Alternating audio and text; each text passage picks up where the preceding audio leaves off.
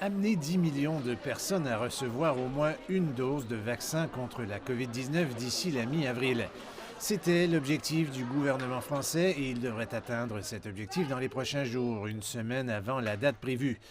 De plus en plus de doses sont disponibles et davantage de centres de vaccination ouvrent leurs portes. Au Stade de France, le Stade national dans la région de Paris. On habite le Valois et mon fils a cherché pour nous des points de vaccination. Et on avait trouvé un point de vaccination à Saint-Denis, à l'auberge communale. L'auberge communale a fermé pour le deuxième vaccin.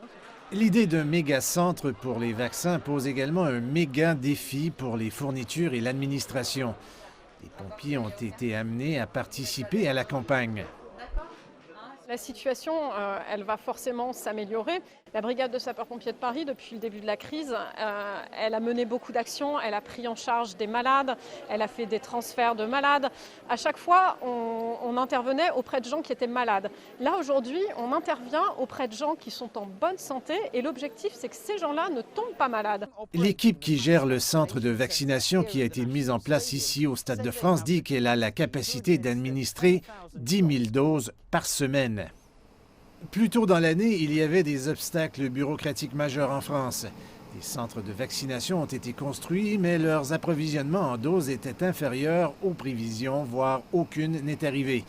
Désormais, des initiatives comme celle-ci, l'ouverture de centres sportifs et de stades, devraient donner un coup de fouet alors que la campagne de vaccination contre la COVID-19 en France s'accélère.